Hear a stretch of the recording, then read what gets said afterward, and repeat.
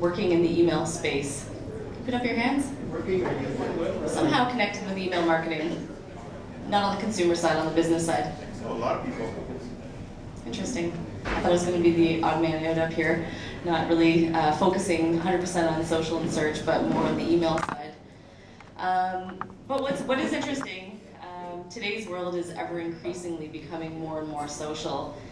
There are 400 million tweets a day, more than 1 billion users on Facebook, and 70 million users on Pinterest, and more than 60 hours of video are uploaded to YouTube every single minute. So the question I always ask myself is, amongst all this social networking activity, is there still room for email?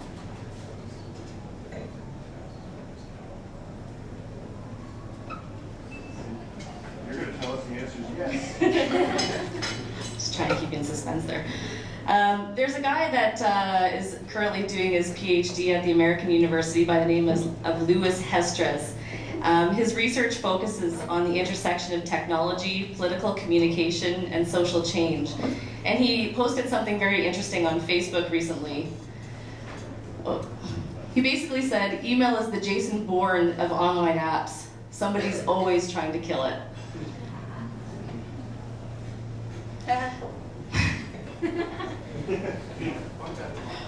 Sorry, the clicker's not really cooperating with me too much. Here we go. So today what I'm going to ask is, does email really deserve to die? And I'm really going to talk a little bit about why email is still relevant in today's ever increasingly social world, and talk about maybe coexistence being the solution, and talk about some considerations. If you are going to practice email marketing, what are some things that as an email marketer you should consider, and really what's the bottom line?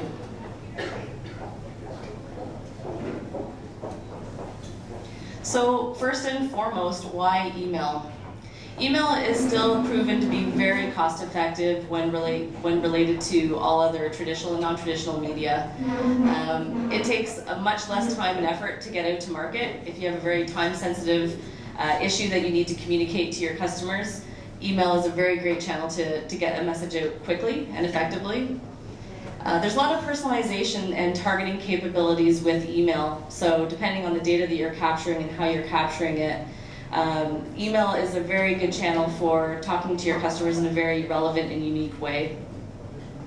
And if you have any theories, or if you want to test certain offers, or any other theories that you want to test, email is a very good channel to do that. And you'll actually get your learnings back very quickly. So when you do a direct mail piece, sometimes you have to wait 3 to 6 months to get the understanding of what worked and what didn't work.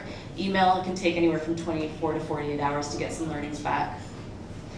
It's highly measurable, and in today's world where everybody's accountable to their CMO or CEO, email, again, is very measurable in terms of opens and clicks and bounces, and also from an ROI perspective. Email can become very viral, so depending on the content, I'm going to talk about this in a little bit more detail in a few slides, but again, depending on your content, email can become very viral. It's also very environmentally friendly, which is great in today's world. Green Moxie, I'm sure, would approve of email marketing. And it's actually what everybody is doing online, and I'll show a slide about that, hopefully.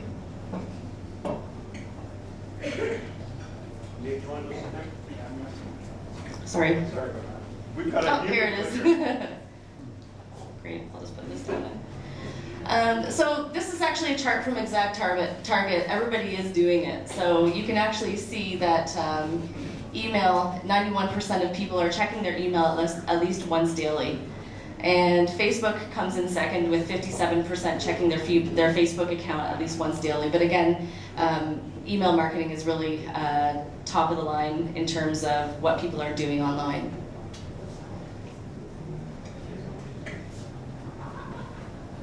So in this chart, also we can see that return on investment is obviously very positive for email. So you can see that in terms of email compared to some other online media, for every $1 spent, you're getting a return on average of about $40, which is fantastic. And Experian, which is a global business intelligence company, is also showing that year over year that return on investment is also growing. So it's not going down, it is actually increasing despite all of the activity that's happening socially. But everybody's saying social media is so sexy, so sure. But according to HubSpot, the widespread use of social media has in many ways made media an even more engaging and powerful marketing channel. So social media use makes consumers even more engaged with their inbox. It's also tied to more sharing of email-delivered content within their personal networks. And email marketing, which is really more of a monologue, can actually become a dialogue when shared socially on Facebook, Twitter, etc. And it makes sense for individuals who are already buying your products. They're predisposed to liking you, so it's not intrusive to target them with a Facebook ad or a Facebook like request. So this makes Jason Bourne very happy. So now I'm going to talk about some considerations for email marketers to stay relevant in today's increasingly social world. So shareability. This is obviously very tied to some of the other presentations that we've heard today. You want to make sure that you are adding a share this link to all of your emails that point to sites like Twitter and Facebook. And that's with the caveat if your content is share-worthy. And some people are going to say, yeah, my content's very interesting. But again, you have to look and do your research and find out what kinds of content people are reading and are interested in, and make that assumption or make that assessment on your own. And also what's really interesting, you want to consider the age groups of your email database. And you can see in this chart from eMarketer that people are more likely to share your content on Facebook the younger they are, versus the older your demographic, the more likely they are to share your email via email itself.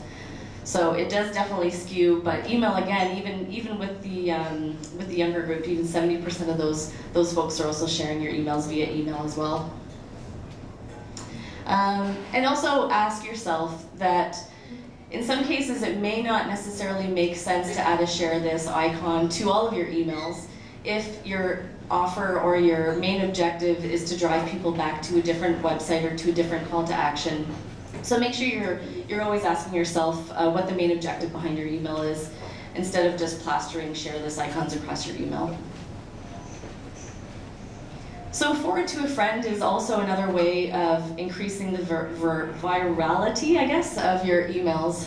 So not only can you share within Facebook or within Twitter, etc., but you can also forward your email to other friends via email. And again, this works exceptionally well for the older demographic, as I mentioned on my last slide.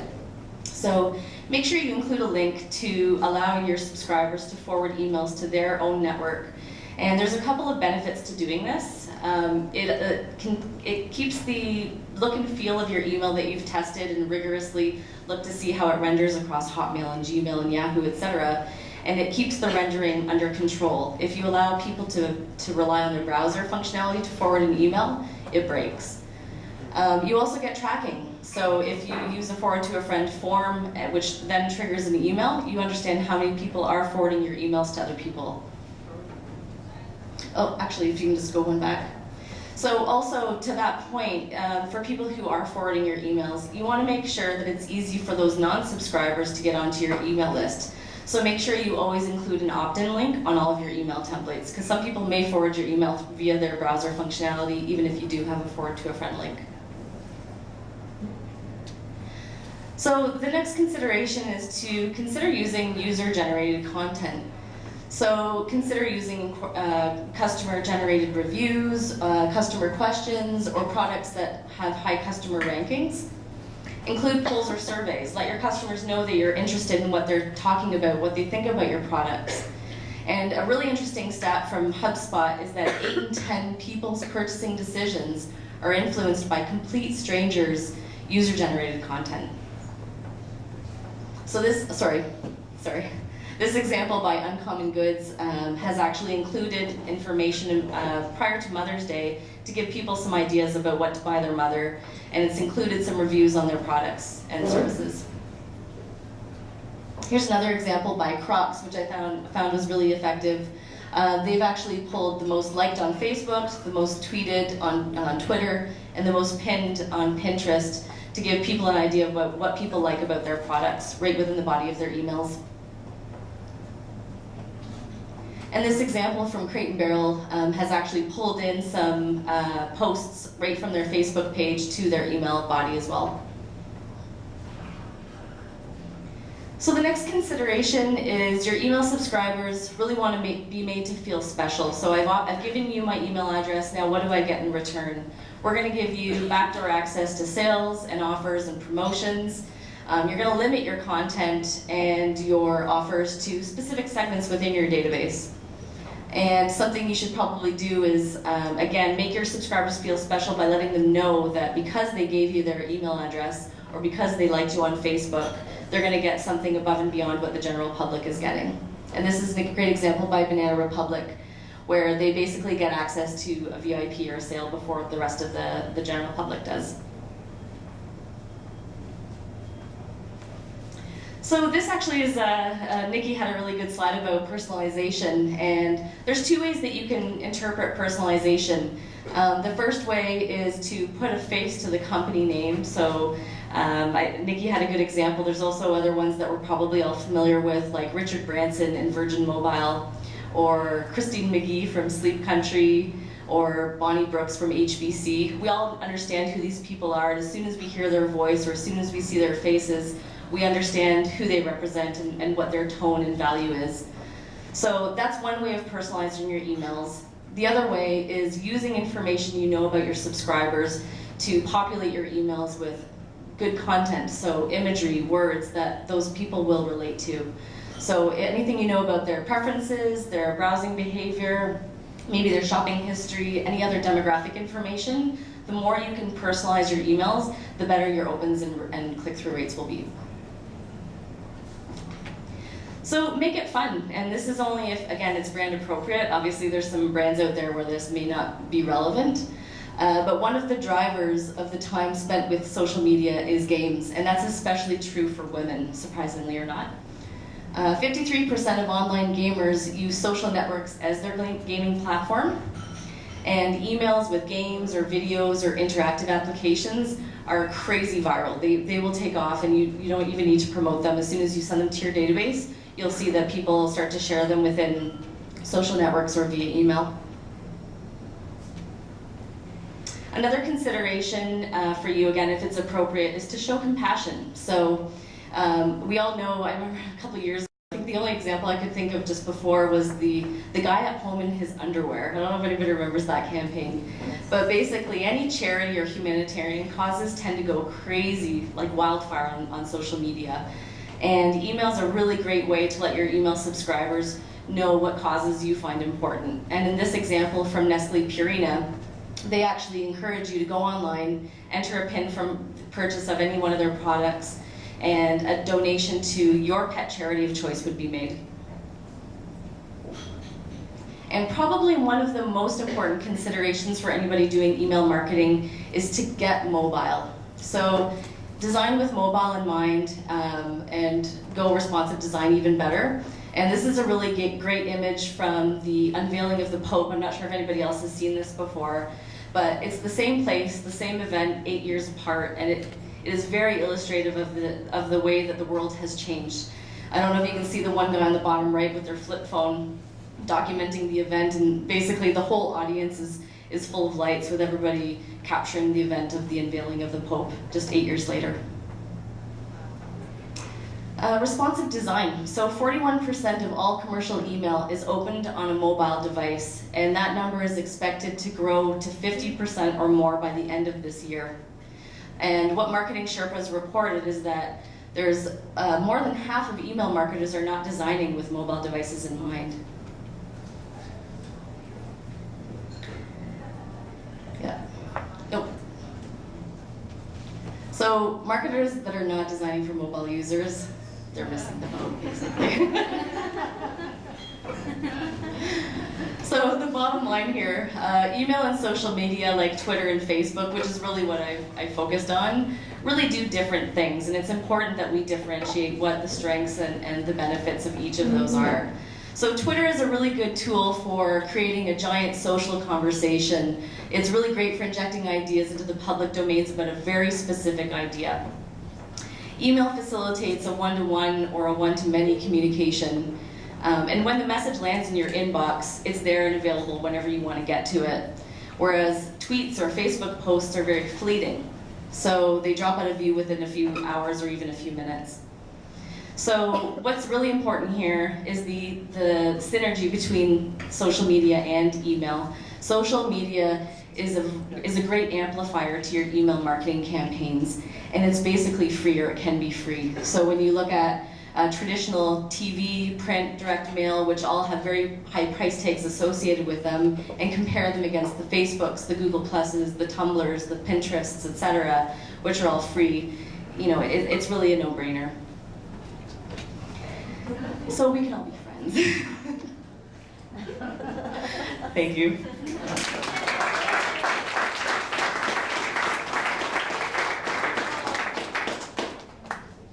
Yes? You seem to be talking about email marketing to your customer or people, your customer base of people that have asked for emails. You're not talking about email marketing, just using email as a vehicle. Well, you really, to be CASL, I'm not sure if anybody is aware of CASL. We were actually just having a conversation earlier about the Canadian anti-spam legislation that's going to be soon coming into effect, probably early 2014. You really aren't legally going to be able to target people who haven't said, yes, I'd like to receive your marketing emails. So yes, everything that I'm talking about is explicitly opted in email campaigns. Yeah. Got a year. I'm being conservative. Yes? I have two questions. One is, what would you say a successful open rate of an email campaign would be? And also, I mean, I do a lot of email marketing. Most of the people in the room here probably received an email from me, but and why they're here, and I find it effective. But I have any advice in regards to them sharing and trying to get people to sign up to my list, because I find that very few people actually go to the trouble to want to be added to learn content or be added to the list.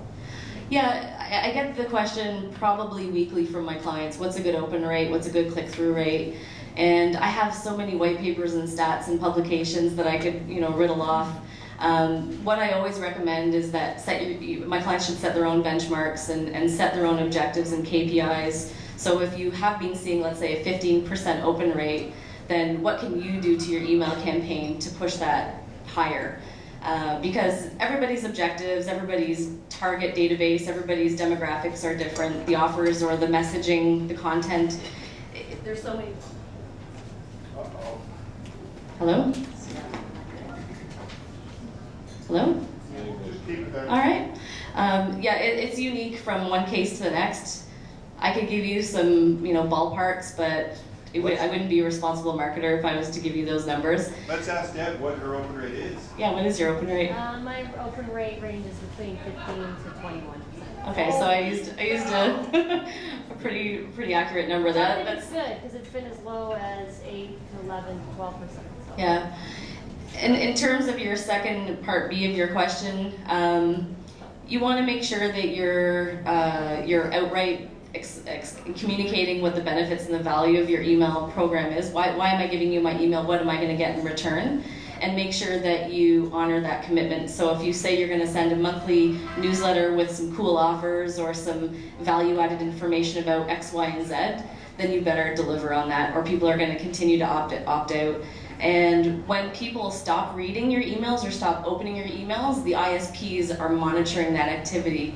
And what happens is, over time, your deliverability or your sender score will actually be damaged. So the people that have opted into your list may not even be getting your email. It may be going to their junk box, or it may not even be getting to their email, period.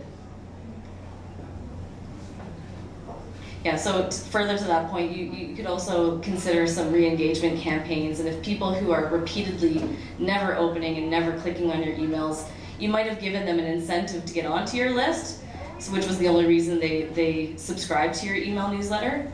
But again, after that, if the content isn't relevant and they're not doing anything, they're actually hurting your sender score, and it's probably better just to remove them if they're not re-engaged and not engaged with your program. In your opinion, what would you say is the future of social media? Yeah, I'm sorry? Yeah, the question is, what's the future of email and social media?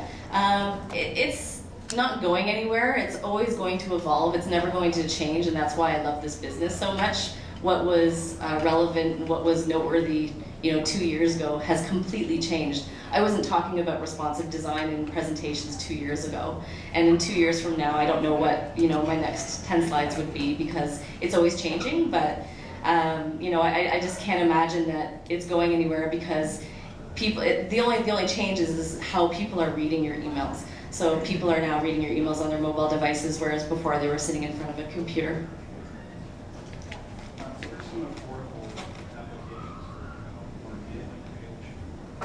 What are some affordable applications for email marketing? Well, I'm from Vigor 8. We're obviously an email service provider. We're affordable. It depends on your volume, how frequently you're going to be mailing. We obviously, we have self-serve solutions as well as full-service options.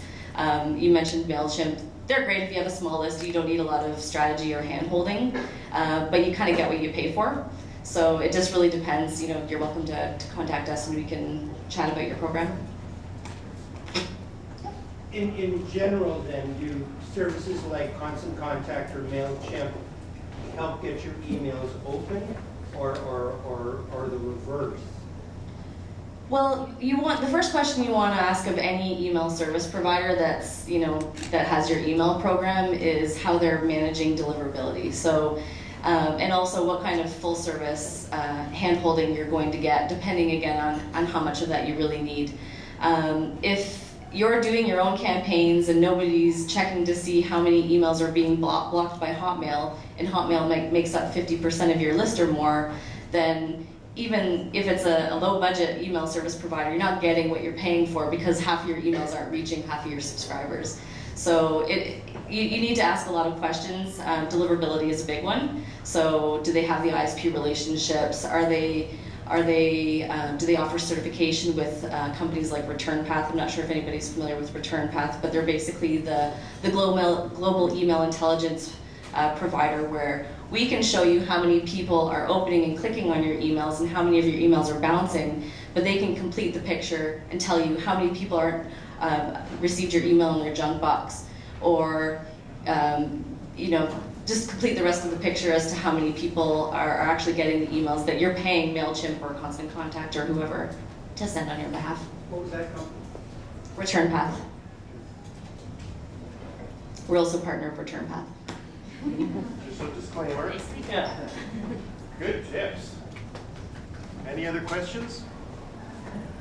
Great, thank you. Oh, one Just more? more about maybe the email and the social media. Like, I know that now, when you send the email out, you can connect directly and your message can go be posted. Is that something, I know there's like the share this, but when you're sending out emails, you're automatically posting on some of these social networks, and do you find that to be effective, or?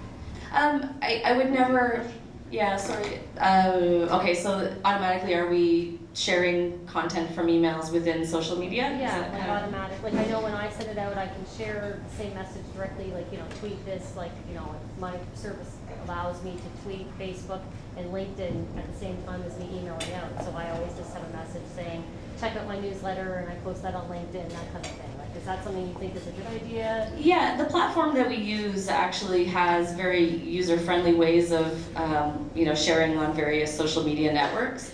But I would never say automatically every email you send should be shared within, on Facebook. Like I said, there's share-worthy content, and then there's not share-worthy content. And by including a share on Facebook icon on content that isn't going to be shared or very unlikely to be shared on Facebook, you're wasting real estate that could be better used to drive people back to your website to do what you actually want them to be doing, which is going to benefit your brand. So I wouldn't say blanket, yes, everybody should be sharing on social media, but there is a very good, effective way that you can do it, depending on your content. Jennifer's going to be around. She's going to answer questions later.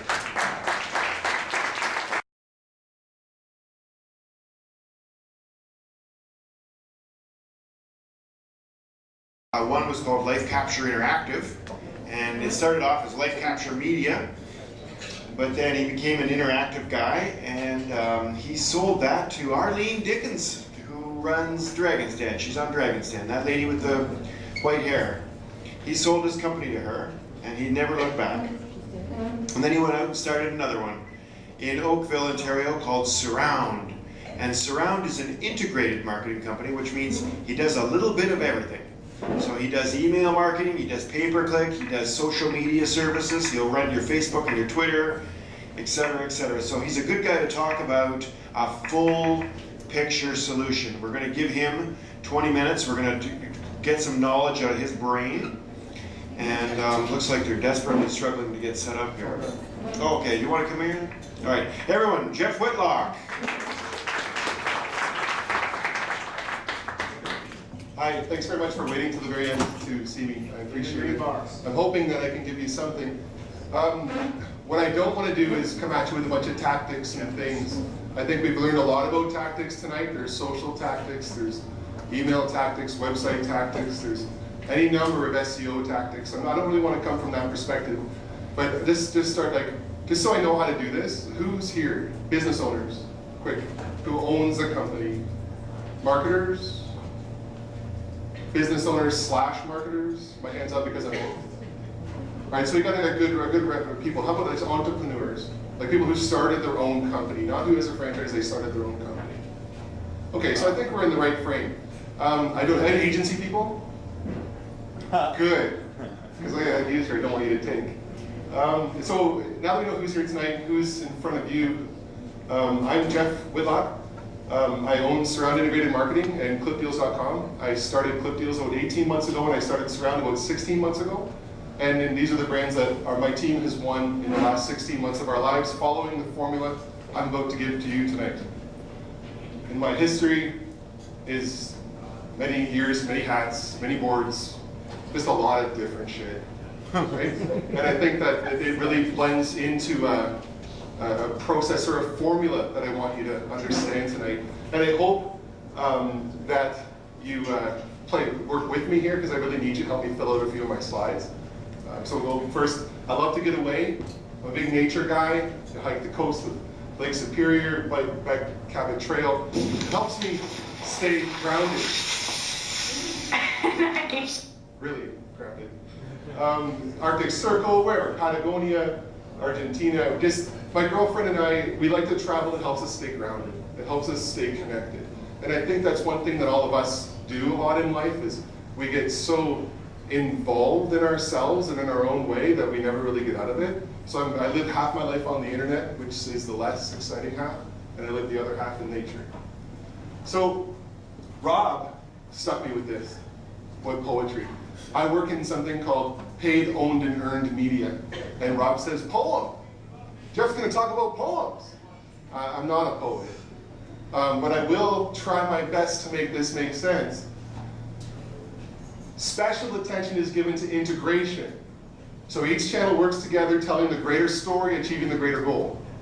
There's been a lot of discussion about story tonight, and I want to hinge on that. Story is key to the future of the web.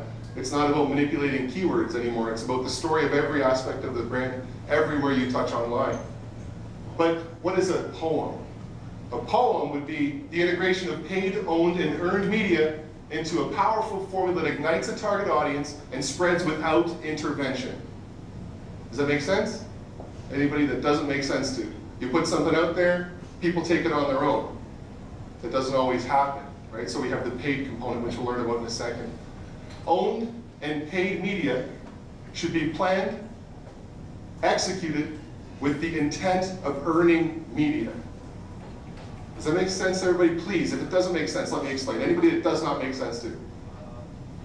Good, it should make pretty good sense. So let's do an earned haiku. This is for Rod. Yeah. Actually, do the claps, everybody. Very poetic. Your earned media is a direct result of your market impact, right? So your earned media is a direct result of your market impact. What you earn online, be it positive, be it negative, be it whatever you'd like, and I'll show you a bunch of different things that you earn, it's a direct result of the impact you have on that market, however small, however large, however positive, however negative. When I was at RIM, earned media took the company down. And you all know about that story. When people blogged so much about how negative it was, the stock just dropped and plummeted. Earned media has a direct effect on your brand, on your bottom line. What you give the internet will come back to haunt you or help you, one or the other. So let's just engage a little bit. I want to break this down for a quick sec. Let's talk about owned properties. If owned properties are places where you own the message, I gave you two here, your store and your website. You own the message there. Can anyone please help me? What other owned properties do you own the message on? Anybody? Your Twitter account. Done. Next. Come on, you know. Facebook's another owned property. Give me another owned property. A piece of LinkedIn, piece of real estate, you control the message. Keep going. It's a little bit more. Pinterest, another piece of real estate, you own the message. This web real estate is extremely valuable because we own the message on it. YouTube's another channel we own the message. And even better with YouTube and Pinterest and all these things, we also own the media that goes on these places. Your commercials and videos, your blog entries, what are other media that we own? Your tweets. You own the tweets. You own the content of the tweet. Rob talked about it as the center of a social media funnel, the center of a story funnel today. What other media do we own as businesses, as owners? What do we own? Blog stories. We own Blog stories. blog entries. Stories is a great media that we own. We own photos. We own videos. We own emails. We own newsletters. We own so many media that we position or we promote through either our own properties or our paid properties. Now remember, I'm not here tonight to introduce to you new sets of media or new tactics. I'm not here to make you think like me. I'm here to make you think. Ever heard that really good one? Right? Now, you know all this stuff. I just want to give you a framework, and I'm going to exhibit how that framework actually delivers return. Paid media. Let's write this down. Google ads, Facebook ads, YouTube ads. Who else can we pay to get our message out there? We can pay bigger rate to get our message out there through email. Who else can we pay? Anybody? Facebook, LinkedIn, they all have ads. You can pay it all. You can pay them all. Give me some more examples. Anybody? How about back in the corner? You're all very silent. Have you ever paid to promote your businesses? What have you paid for? Third-party sites. Thank you. Third-party sites, links, sponsored stories. Coupons. Coupons are a great way to pay. You pay it with the discount, right? Directories. Directories are another way to pay. So there's a lot of ways to pay to get our own media out. Does that make sense? So we have our own properties and our own media, and we pay to show our own media to the world. That part of the formula makes sense, everybody? Next. Earned media. Now I've got a couple things that we earn here that you might not think about. We earn media coverage and retweets. What other things do you think you earn? If your owned media is really, really fucking good, and you promote it through paid vehicles that actually make sense, what do you think you earn? Excitement and ripples throughout the social networks that people read about. Absolutely, but what's the media? More signups, more emails, more followers. So you're earning placement in other people's news feeds. You're earning placement in their lives. I go so far as to say in today's world, you earn search engine rank. You don't manipulate it. You use own properties with own media, with proper paid vehicles and executions, whether it's Rob Campbell doing linked story funnels or whether it's me buying Google ads. I can amplify your video by 400,000 times with an ad on Google. What does that do to YouTube? Right? If you have 400,000 views and likes on YouTube, it's pretty good to use paid media to amplify that social interaction. So then we're earning these things from our work, right? So we have owned, we have paid, and we have earned. Just think of that as a framework just to start with. And now we've got to decide what happens with our owned, paid, and earned. And I beg you to pause just for a quick second. Put this in your mind. Think of yourself. Think of your own properties where your feeds are. What media do you create to put on those properties? How then do you use paid media to distribute your content? And what do you get from it? Does this kind of formula make sense? Right? So, a few examples of how owned, paid, and earned can be planned and executed to get the most results. I'm just going to give you a quick personal case study so you can see all the different, how this might be attributed to what you have on your side. So, a nice, simple, someone said responsive, Jennifer said responsive, very simple responsive website, reservations widget, very simple owned property. Nothing really, really special about what you're looking at here online. It's leaps and bounds ahead of where they were, and I'll show you the results from that. But understanding the property, what it's supposed to do for the brand, what we're supposed to be communicating to the clients, what we're supposed to be communicating to the customers. We kind of organize that in our main owned property. As you know, we own Facebook and we own Twitter, but we also own the brand message across these things. So we also own the fluidity of that to that. So we want to make sure all that kind of works together and that we're able to get views, we're able to get people actually paying attention to us in these places. Other owned property, we have a blog, a Google Plus, an Instagram. We all talked about this. We capture real estate for our clients. That's what we do for all of our brands. I recommend that you go and capture all of your real estate, from domain names to all properties. You get your name, your Pinterest/name, Pinterest, JeoffWhitlock.me. You get every piece of property you can muster. But you don't always interact with all the properties because you don't always have something to say that makes sense. So this company is a $15 million a summer company. I only think it makes sense to be on 5 properties, but we own about 50. So we own every major network, every major domain name. That's property that we may eventually, as the audiences move online, we may choose to bring this client to those spaces. But we won't use those spaces unless the audience demands it, right? Okay, some owned media. We've created 15 original videos, banner ads, and sponsored ad placements, like the content that goes in there. We've accumulated 4,000 user-generated photos through our work, Facebook and Twitter posts, blog posts, emails. So this all fits into the format of Skyline, what they own. Here's one thing that they own. I mean, there's absolutely no way to prepare for this competition. I mean, there's a lot of hockey players that can't do this. You have to be showing your skates, you have to be having nice low center of gravity, and you have to visualize the course really well. It takes guts, you gotta be fearless. The same guys are here every year that are fast and skate, but you can't do the course.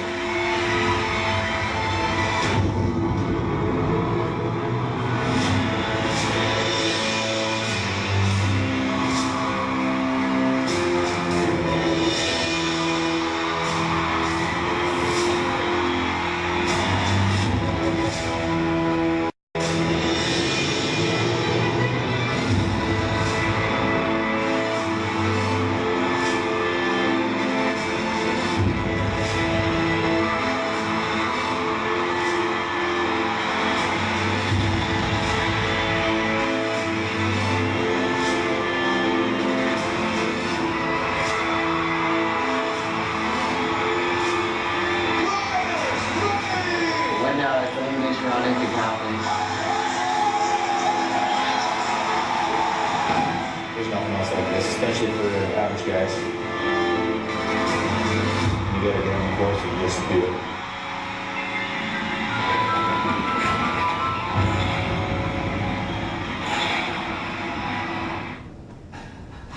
Why do you think we care about Red Bull, Crashed Ice, and Skylon? Demographic. Now, it's great because it's created one day of excitement there. We did a great job. We convinced them to come. They paid $850,000 for the privilege of having Red Bull. Imagine being a marketer and getting paid to market. Gorgeous. Anyway, why do you think Skylon and Red Bull Crashed Ice make sense from a content perspective and an earned media perspective? Can I have one? Anybody have an answer? That's a really good point. We've anchored that video so deeply into the internet that we've driven hundreds and hundreds of thousands of people to Skylon's website, and we're able to track the conversion from the video straight through to the reservation on their site. Right? So not only was it the day that Red Bull came, now the next time when they come, we're earning that media at the top of Google for a piece of media that was purchased, implemented properly with proper video SEO, and now it's there. It's never going to stop. And there's 15 other ones that are all anchored in the same way.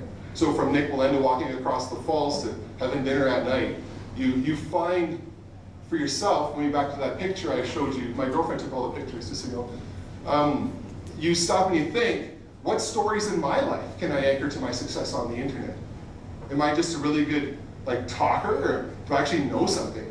Like, can I make canoes? Like, what can I anchor to my success on the web? And we go back to the first presentation, and that original story that you can anchor to your own success means everything to the internet.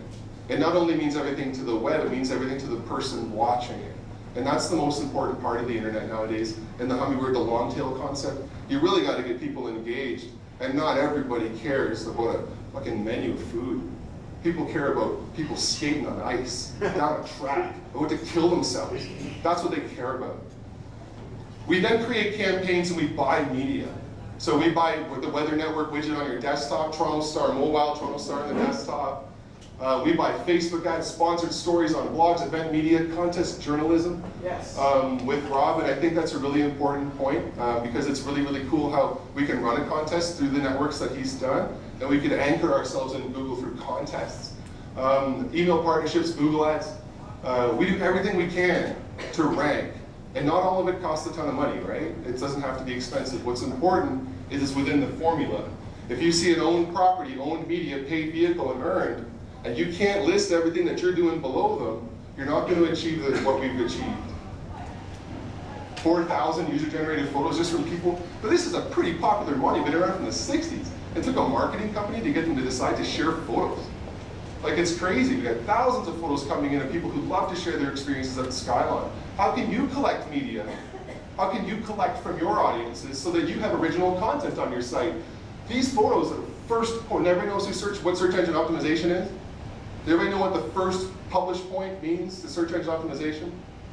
It means where the content is first published, that place gets the value of that content.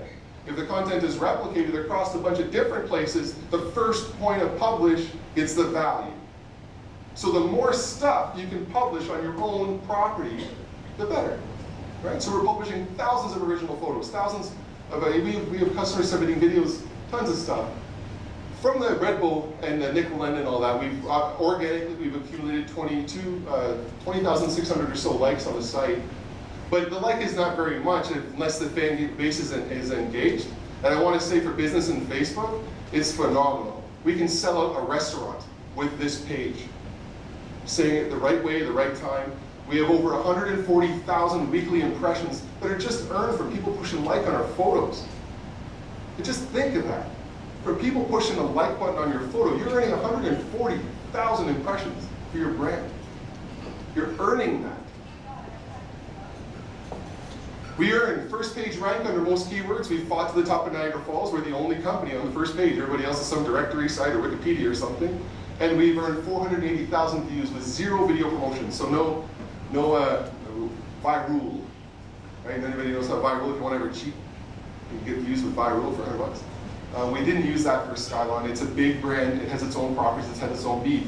But so you know you can always pay to promote your videos. Here's the most important thing, because a lot of business owners go, okay, what does all this shit mean? What does it mean to me? But when you properly combine owned media and owned properties with paid expulsion, paid distribution of that media with the earned side of it, this is when we met Skyline. Before Surround was even a brand, I landed the client in January. We used it as our anchor client. It was our first client. We now have brands across the country, but it was our first client, and we ended it here. And we sucked, and we still sucked, but we were above what they had before. And as we go up the red line, incrementally, these are actual guests, right? Reservations in the restaurant. These aren't clicks, folks, just so you know. I'm not talking clicks or views, I'm talking tracked from the video straight to the guest. Well, look what happened after I convinced them. So this year we convinced them for about $90,000 budget. And my company relies on the recurring revenues. We don't take clients without a year or 2 year budgets. We just don't even touch it. But look at the second year when we decided to create the new property online. Look what happened here. As soon as we gave people a tool to reserve properly, reservations skyrocketed over 200%. As soon as we delivered the owned property and the stuff that they actually wanted to have, reservations skyrocketed. Why? Anybody know why Skyline's reservations would have skyrocketed the minute they told you how amazing it was to go there? Come on. Because they're telling the brand story. Finally, after 60 years in existence, they're telling the brand story. They're saying what they were. They're exposing their storylines. We dug back to the very beginning and found old Super 8 reels of film. And we digitized all that film and made it go on the internet, right? And put it up so people could see it. If you look at their Facebook feed now, you can go back 2 years, right straight back to breaking the ground in 1961 or something. And you can go back the whole way. And lots of people do. Lots of people actually care about that shit on Facebook. Business, no base, they love it. They go down and go, holy shit, look at that history. What a company, I want to go there. Look at these people sharing their photos, what a company. And that's like, these are This is not Google Analytics here. This is a company's inside reservation system calculating a 200% increase in reservations as a result of following the formula. But what is the formula? Does it always mean anything? Does the formula always mean anything? My feature case study is the Scarecrow. It's a mobile app. It's a video. It's made by CAA Marketing and Moonbot Studios marketers I only aspire to be.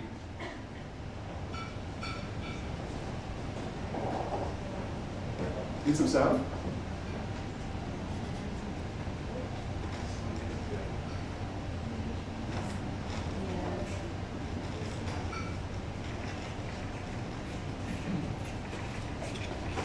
Need more sound as well? It's a good one, it's worth waiting for. Just push the button. There you go. Okay, so as I said, marketers I could only aspire to be. Someday, Geoff, someday.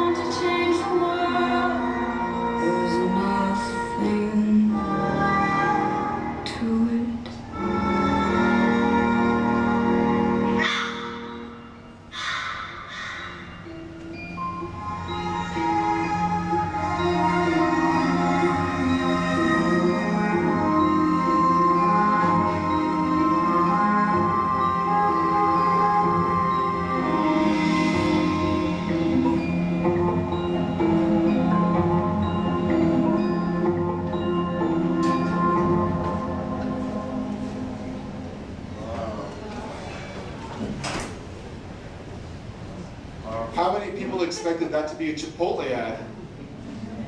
No, really? Did anyone expect a brand to come up at the end of that ad? You kind of did because I kind of led into that. But truly, did you expect the Chipotle brand? Now check, guess what? I'm going to test you. Do you think you'll ever forget Chipotle? How many seconds did you have with Chipotle? And as a brand marketer, I market for time with brand. So from a direct response perspective, a lot of people who market in direct response, and I do myself in my other business, you're after that last second when somebody actually buys. I'm after the whole damn thing.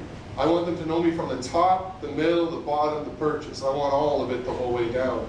But brands all over the place for 100 years have been trying to get time with people. Just how the 30-second spot used to be as much time as I got. I got 30 seconds on television. Nowadays, did anybody blink? I know that the sound was bad, but this production is phenomenal. These guys just create something that's unbelievable for this brand. And this is the idea. They didn't really use paid. What the fuck's my formula, right? If paid's not necessary, then what do you mean, own, paid, earn? But sometimes, some people, maybe even some people in this room, you'll have a following. You'll have awards, you'll have a history. And that history, anchoring on that history back to the skyline, anchoring on your ability, anchoring on your story, sometimes lets it travel on its own. This was launched in September 12th, 2013. It's achieved over 10 million views, hundreds of articles, international recognition for Chipotle, and I promise you the awards are coming. Crazy. And look what the Chief Creative Officer gets to say.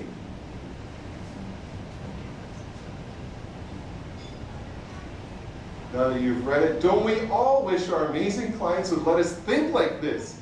We never have a specific timeline. We don't really have formal briefs. We talk a lot about creating pure experiences and there's no compromises. How many business owners in the room are going to give me that kind of leverage?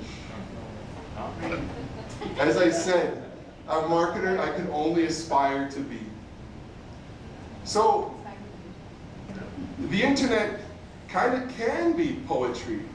If it all works together to achieve a larger goal, to achieve like a full meaning in an organized structure, like you can almost hit the literary meaning of poetry, albeit creativity is subjective.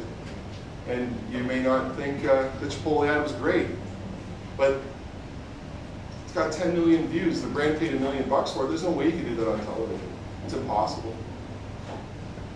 That's the end. Don't drink and drive. You're going to get some pictures. Hold on. Not done yet.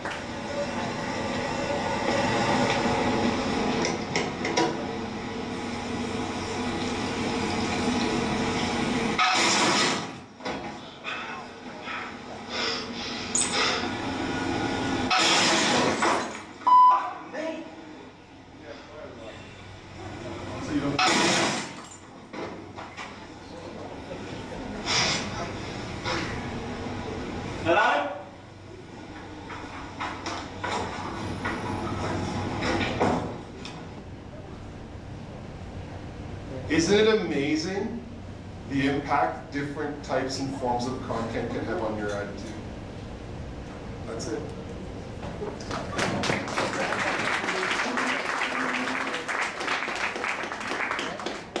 Do we have any questions? What questions could you possibly have after that?